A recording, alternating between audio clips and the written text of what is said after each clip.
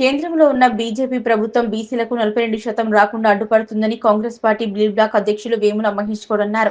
కేంద్ర ప్రభుత్వం తలుచుకుంటే 5 నిమిషాల్లో బీసీలకు 42% వస్తుంది. కావాలని కాలయాపన బీజేపీ ప్రభుత్వం చేస్తోందన్నారు. బీసీలకు 42% కేటాయించాలని గట్కేసర్లోని ప్రజలందరూ స్వచ్ఛందంగా షాపింగ్ మాల్స్, హోటల్స్, దుకాణ సముదాయాలను స్వచ్ఛందంగా బంద్ చేశారు.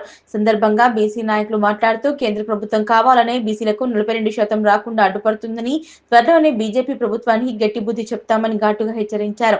ఈ కార్యక్రమంలో మాజీ మున్సిపల్ చైర్పర్సన్ మల్లి పావని, జంగయ్య యాదవ్, కాంగ్రెస్ పార్టీ గట్కేసర్ అధ్యక్షులు ముత్యాల యాదవ్, సీనియర్ నాయకులు అంబసాని యాదగిరి యాదవ్, బొక్క ప్రభాకర్ రెడ్డి, మెడబోయిన వెంకటేష్, బర్ల రాధాకృష్ణ, బర్ల దేవేందర్, కడుపుల్ల మల్లేష్, బాలరాజ్ యాదవ్, మర్రి శ్రీశైలం, బబ్లు, శ్రీహరి తదితర బీసీ నాయకులు పెద్దలు పాల్గొన్నారు.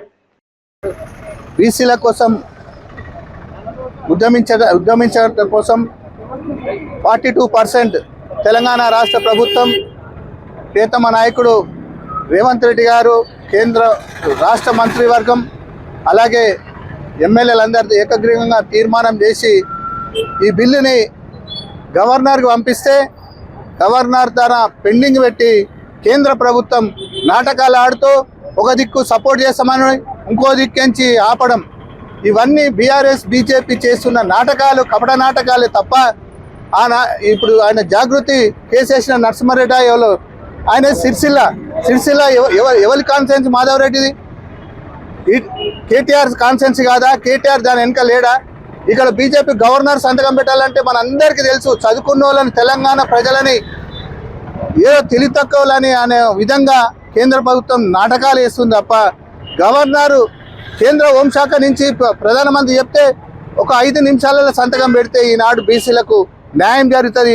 42% వస్తే మా బీసీ బిడ్డలు వాళ్ళ నోటికాడు కూడిని ఆపి ఈనాడు పల్లెంలో పెట్టిన అన్నాన్ని తినకుండా చేస్తున్న బీజేపీ ప్రభుత్వానికి బుద్ధి వచ్చే విధంగా ధర్నాలు, రసారోకాలు రాష్ట్ర వ్యాప్తంగా ఆర్ కృష్ణ కానీ, శ్రీనివాస్ గౌడ్ కానీ, ఇంకా ఇతర బీసీ సంఘాలన్నీ పిలుపు మేరకు, మా పార్టీ పిసిసి అధ్యక్షుడు మహేష్ గౌడ్ గారు పిలుపు మేరకు, మా కాన్స్టిట్యున్సీ వర్జేష్ అన్న పిలుపు మేరకు ఈ యొక్క కార్యక్రమం, జిల్లా కాంగ్రెస్ అధ్యక్షుల పిలుపుల మేరకు ఈ యొక్క ప్రోగ్రాం తీసుకొని మా ముత్యాల యాదవ్ ఆధ్వర్యంలో ఈ యొక్క మున్సిపల్ అధ్యక్షుడు, మున్సిపల్ మాజీ చైర్మన్, మాజీ సర్పంచులు, డైరెక్టర్లు, మాజీ డైరెక్టర్లు అందరూ ఈరోజు స్వచ్ఛందంగా టీజేఏసీ కూడా మా ఎంబడి పాల్గొన్నందుకు బీసీ సంఘాలు, ఆర్ కృష్ణ వాళ్ళ సంఘం కానీ, వెంకటేష్ అన్న వాళ్ళ ఇది కానీ అన్ని కుల సంఘాలు, బీసీ సంఘాలు ఈరోజు రస్తారోక చేసి షాపులు స్వచ్ఛందంగా వాళ్ళే షాపులు పనిచేసుకున్నారు. కాబట్టి వాళ్ళందరికీ కూడా పేరు పేరున ధన్యవాదాలు తెలుపుతూ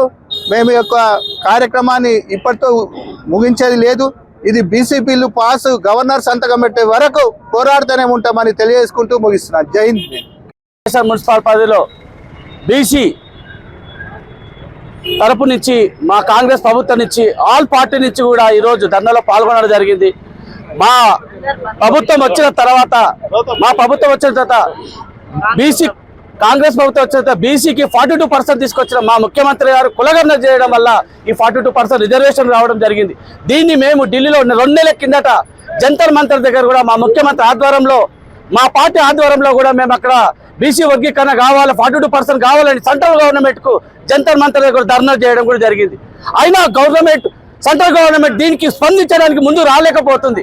మేమెంతో మా ప్రభుత్వం నుంచి 42% రిజర్వేషన్ బీసీ తీసుకురావడం, ఎంత కష్టపడితే మా ప్రభుత్వం నుంచి రావడం, ఇలా ప్రతి ఒక్కరు 42% రావడం వల్ల ఇలా సర్పంచులు కావచ్చు, వార్డు మెంబర్లు కావచ్చు, ఎక్కడికైనా ప్రతి ఉద్యోగానికి ప్రతి దానికి కూడా అవకాశం ఉంది. కాబట్టి ఈ 42% అమలు కావాలని మా ప్రభుత్వం 2 సంవత్సరాల నుంచి పోరాడుతూ, మా సీఎం రేవంత్ రెడ్డి గారు ఒక రెడ్డి అయినా కూడా బీసీ వర్గం ఇలా దేశంలోనే హైయెస్ట్ బీసీ ఉంది. కాబట్టి ఇక్కడి నుంచే, తెలంగాణ నుంచే బీసీ పుట్టాలనే ఉద్దేశంతో మా రేవంత్ రెడ్డి గారు కులగణన తీసుకొచ్చి ఇలా బీసీ వర్గాన్ని 42% తీసుకొచ్చి సక్సెస్ఫుల్ చేసిన తర్వాత ఈ అసెంబ్లీలో కూడా తీర్మానం చేసి కూడా 42% మా ప్రభుత్వం నుంచి మా ఎమ్మెల్యేలు అందరూ కలిసి మా మద్దతు ఇవ్వడం కూడా జరిగింది. ఇప్పుడు అది గవర్నర్ దగ్గర ఉంది. గవర్నర్ ఎవరి చేతిలో ఉంటారు?